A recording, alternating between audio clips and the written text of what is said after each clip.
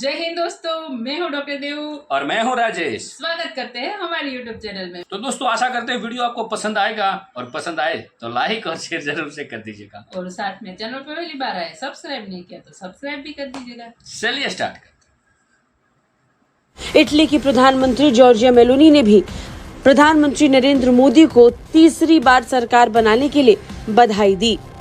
Italy की प्रधानमंत्री Giorgia Meloni ने पीएम मोदी को बधाई देते हुए कहा कि नई चुनावी जीत पर और अच्छे काम के लिए मेरी हार्दिक शुभकामनाएं। सबसे बढ़ के जॉर्जिया मेलोनी ने पैगाम भेज दिया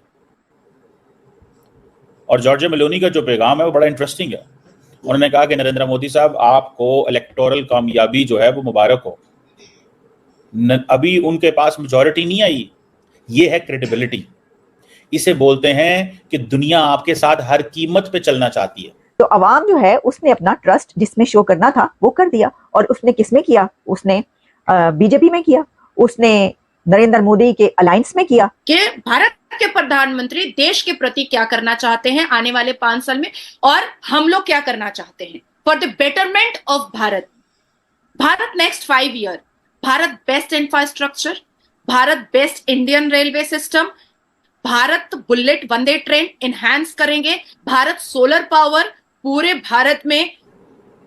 वो कहते हैं हम आपके साथ काम करना चाहते हैं। इट मींस कि जो इटालियन एम्बेसी है न्यू दिल्ली के अंदर, उन्होंने बेसिकली अपनी हुकूमत को, फॉरेन ऑफिस को ये कहा, फॉरेन ऑफिस ने प्राइम मिनिस्टर ऑफिस को ये कहा कि आप मुबारक दे सकते हैं क्योंकि वो इस पोजीशन में हैं कि वो हुकूमत बना सकते हैं। कि अभी नरेंद्र मोदी इंडिया के प्राइम मिनिस्टर जो थे पिछली 2 टर्म के बाद अब तीसरी टर्म में दोबारा से इलेक्ट होके आ गए हैं, क्या कहना चाहेंगे? क्या उनके आने से दोबारा पाकिस्तान और इंडिया के रिलेशन में कोई फर्क पड़ेगा या नहीं पड़ेगा? ये कि जो जैसे हालात पहले थे वैसे ही चलेंगे, कोई खास तब्दीली तो नहीं आएगी। Best defence export and export, Bharat युवाओं की शक्ति, Bharat best space sector, Bharat best solar power, Bharat best EV manufacturing.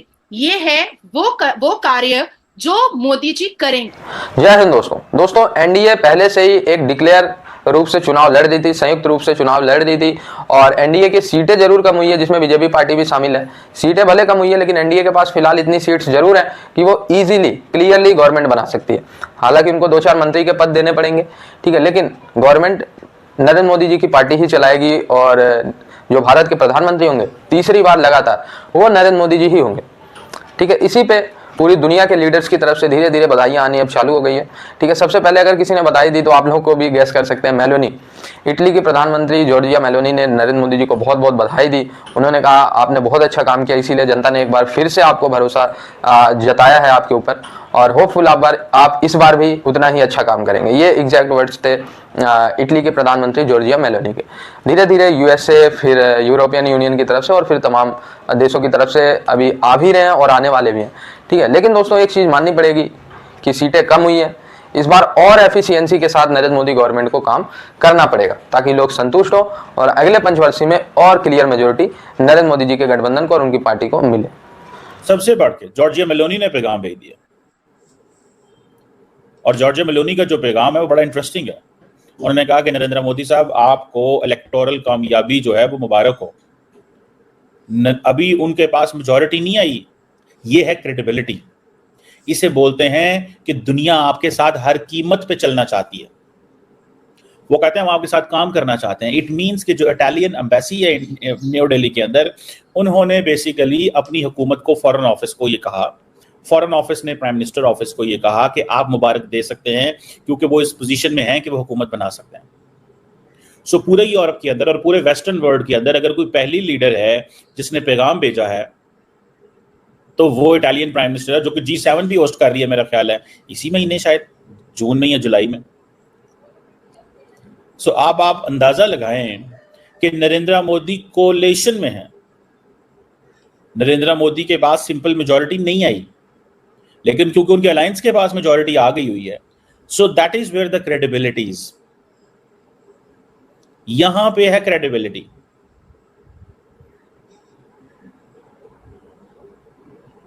यहां पे है क्रेडिबिलिटी कि अभी वो जीते नहीं है, मतलब उन्होंने ओथ नहीं उठाया। और श्रीलंका के हर शख्स ने, साबिक सदर, मौजूदा सदर, पिछले सदर, आने वाले सदर, मतलब उधर तमाम पॉलिटिकल पार्टीज ने, और नरेंद्र मोदी का अगर आप ट्विटर हैंडल देखें तो वो हर एक को रिस्पॉन्ड कर रहे हैं, हर एक को रिस्पॉन्ड कर रहे हैं।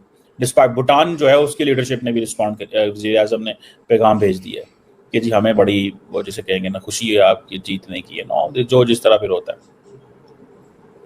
अभी नरेंद्र मोदी को पूरा, मतलब वो जो जिसे कहते हैं, उन्होंने अपनी स्पीच नहीं की थी, उन्होंने अपनी स्पीच नहीं की थी नरेंद्र मोदी ने, और उनको ये सारे के सारे सिग्नल्स जो हैं वो चले गए।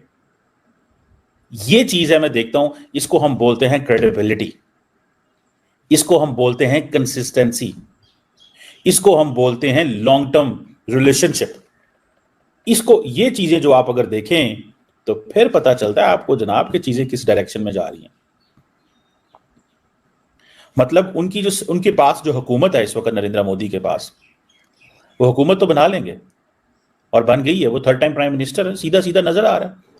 इधर पाकिस्तान की सरकार को देख लें कि हमारे वजीर आजम साहब ने हल्फ उठा लिया, किसी ने मुबारक नहीं दी।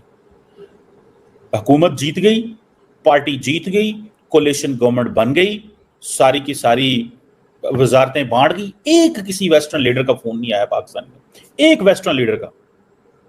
मैं तो इन चीजों पे बड़ा हैरान हूं, मतलब एंड आई एम श्योर कि दुनिया जो है वो पाकिस्तान को जिस अंदाज से देख रही है, जिस एंगल से देख रही है, मतलब हमारा यार किसी बंदे ने फोन तक नहीं करके उठाया शहबाज शरीफ को, शहबाज शरीफ को किसी ने फोन तक नहीं किया।